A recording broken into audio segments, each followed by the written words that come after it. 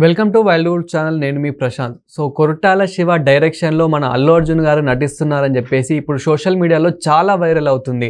అయితే దీని గురించి ప్రస్తుతం మనతో పాటు మాట్లాడేందుకు సినీ క్రిటిక్ దాసరి విజ్ఞాన్ గారు ఉన్నారు. నమస్తే అండి. నమస్తే. సో అసలు ఏంటి, నిజంగానే మరి మూవీ రాబోతుందా? అసలు దీని వెనకాల ఏంటి? ఇప్పుడు సోషల్ మీడియాలో అయితే ఈ టాపిక్ వచ్చేసి చాలా వైరల్గా మారింది.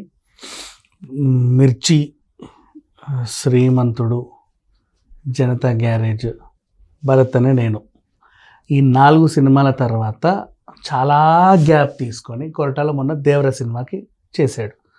సుమారు భరత్ అనే నేను 2018లో వచ్చింది.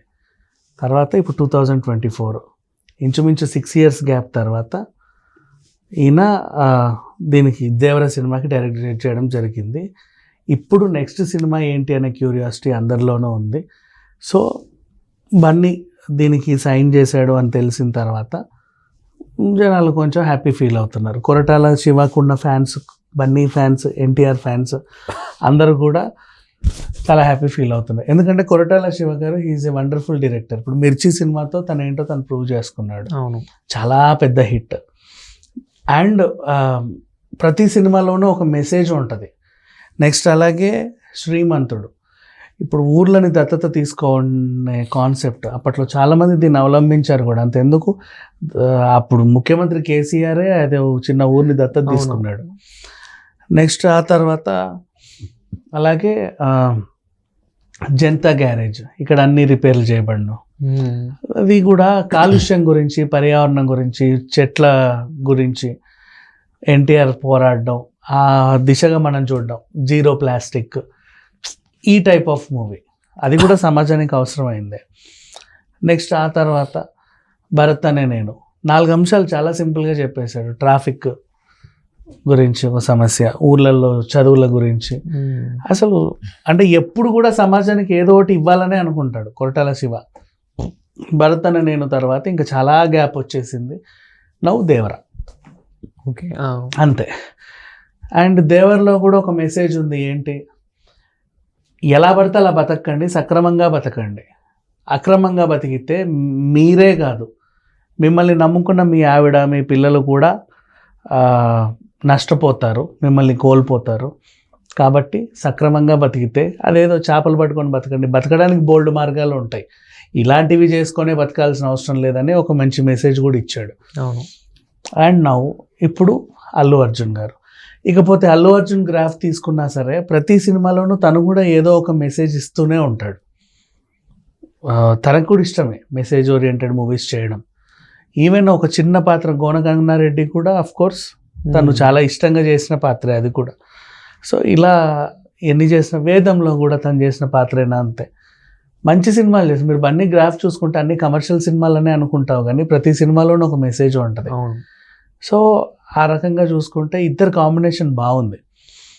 సో ఇప్పుడు ఆఫ్టర్ లాంగ్ గ్యాప్ తర్వాత పుష్ప అనే ఫ్రాంచైజీతో బన్నీ ఎక్కడికో వెళ్ళిపోయాడు. RRR తర్వాత ఎన్టీఆర్ ఎక్కడికో వెళ్ళిపోయాడు. ఒక పాన్ ఇండియా లెవెల్లో హిట్ కొట్టిన స్టార్తో నెక్స్ట్ సినిమా డీల్ చేయడం అంటే చాలా కష్టంతో కూడిన పని. అయినా దాన్ని పైగా డ్యూయల్ రోల్ నిలబెట్టాడు కొరటాల. సేమ్ ఇప్పుడు బన్నీ ఇప్పుడు పుష్ప 2 అనే సినిమా ఇక మనం నిన్న మొన్నటి నుంచి చూస్తూనే ఉన్నాం. దాని సంచలనాలు మాట్లాడుకోవడానికి కూడా భయం వేసే అటువంటి రికార్డులు బ్రేక్ చేసుకుంటూ వెళ్తుంది. అలా పాన్ ఇండియా లెవెల్ అంటే ఇప్పుడు 2,000 కోట్లు ఈజీగా తీస్తుంది పుష్ప. అది పెద్ద విషయమే కాదు. ఆల్రెడీ 1,065 వచ్చేసింది, ఇంకా 1,000 ఒక వీకెండ్, అంతే, పెద్ద విషయం కూడా కాదు అది. సో అలా తీసేస్తుంది.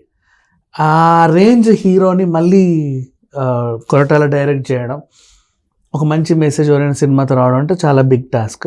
But Koratala he will do his best. చాలా నీట్గా చేసుకుంటూ వస్తాడు.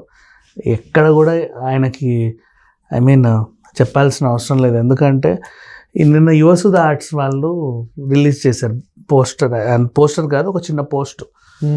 నెక్స్ట్ అల్లు అర్జున్ గారు కొరటాల శివ గారితో సినిమా ఉంది. అండ్ అలాగే GA2 పిక్చర్స్ ద్వారా మేము దీన్ని అందించబోతున్నాం. మిగతా అప్డేట్స్ అన్నీ ఇక్కడే ఇవ్వబోతున్నాము, వెయిట్ చేయండి అని చెప్పేసి వాళ్ళకు పోస్ట్ చేస్తే అందరికీ తెలిసింది. ఓకే, అంటే యువసుధ GA2 కాంబినేషన్లో సేమ్. మళ్ళీ ఎన్టీఆర్ దేవర కూడా ఎన్టీఆర్ ఆర్ట్స్ అండ్ యువ సుధా కాంబినేషన్. అవును. ఇది కూడా అంటే హీరోకి సంబంధించి సొంత బ్యానర్, పైగా ఈ డైరెక్టర్ సంబంధించి బ్యానర్. ఇక్కడ కూడా అంత హీరోకి సంబంధించి సొంత బ్యానర్, మళ్ళీ అలాగే డైరెక్టర్ సంబంధించినట్టు ఇంకో బ్యానర్. వీళ్ళు కలిసి చేయబోయే మూవీ ఏంటి, టైటిల్ ఎలా ఉండబోతుంది, పుష్ప 2తో అసలు రికార్డులన్నీ తిరగేసిన బన్నీకి నెక్స్ట్ సినిమా అంటే దాని మీద అంచనాలు ఇంకా ఏ రేంజ్లో ఉంటాయి.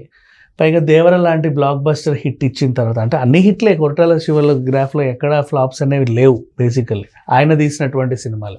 ఆయన పేరు వాడుకున్న సినిమాలు బోల్డ్ ఉన్నాయిలే మధ్యలో.